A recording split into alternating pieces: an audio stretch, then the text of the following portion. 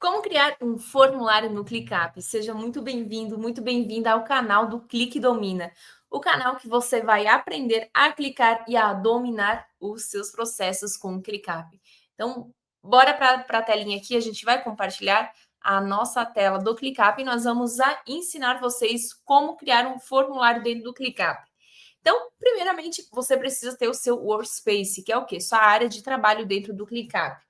Dentro da área de trabalho do ClickUp, você tem aqui várias visualizações no topo do seu processo. E aqui a gente tem esse mais visualização. Dentro do mais visualização, nós vamos clicar em formulário. Clicando em formulário, você vai começar a configurar o seu formulário. Então, aqui nós temos alguns formulários como base para te ajudar, alguns modelos, né, para te ajudar que o próprio ClickUp ele traz para você. Mas eu, particularmente, eu sempre gosto de começar do zero, tá? Então, vamos fazer um exemplo aqui, bem prático para você ter esse conhecimento. Então, aqui a gente vai fazer um formulário de boas-vindas de cliente. E aqui vai na sua criatividade, você vai fazer o formulário de acordo com a sua necessidade, de acordo com o processo que você precisa de um formulário. Aqui nós vamos então colocar uma breve descrição. Então, por exemplo, precisamos.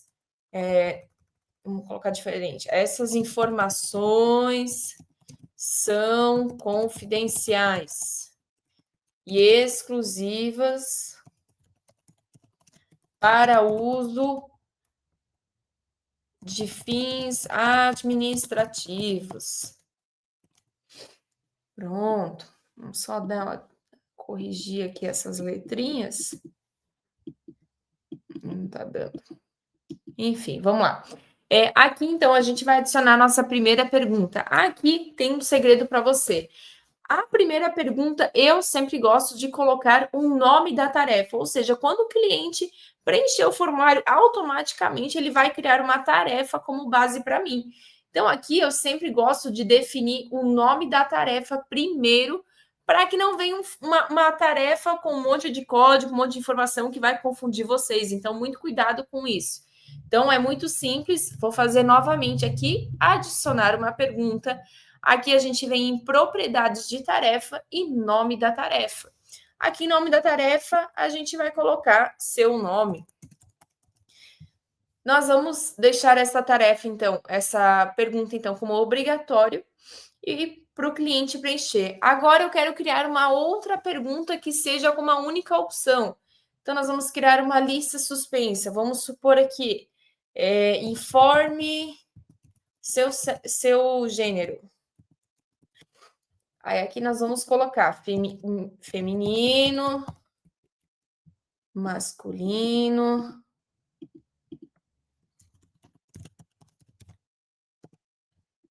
E aqui nós vamos tirar essas cores, vamos criar.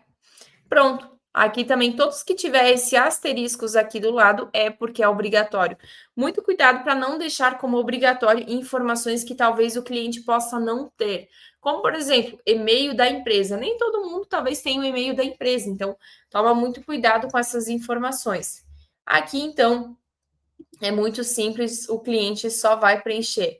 Ah, eu quero colocar aqui também, eu preciso do telefone. Então, nós vamos aqui em informações de contato, telefone, seu WhatsApp. Vamos colocar aqui também. Ah, Lana, mas eu também preciso do e-mail. Então, vamos aqui em informações de contato, e-mail. Opa, aqui foi errado. Adicionar pergunta, informação de contato, e-mail. Seu e-mail. E aqui, então, você vai brincando com essas informações. Então, você vê aqui que a gente tem várias formas de preencher e de criar perguntas aqui para o nosso público, né? Então, nós temos, por exemplo, texto longo, conte sua história, conte como nos conheceu, conte o que sua empresa faz. Assim como também nós temos aqui data, né? Por exemplo, sua data de nascimento. Então, já coloca como a data aqui. Opção única, aí quando você faz uma lista suspensa e é uma única opção. E quando você tem perguntas que tem mais de duas sugestões de respostas, eu coloco sempre como múltipla escolha. Aqui nós temos as informações de contato, né, principais, localização, então o cliente também pode colocar aqui o endereço. Pessoas, né, isso eu acabo não usando. Uploads, então caso você precise que ele anexe algum arquivo, também podemos colocar aqui um número. Então, por exemplo, o CEP se encaixaria aqui com o número. E também podemos pedir a assinatura dele.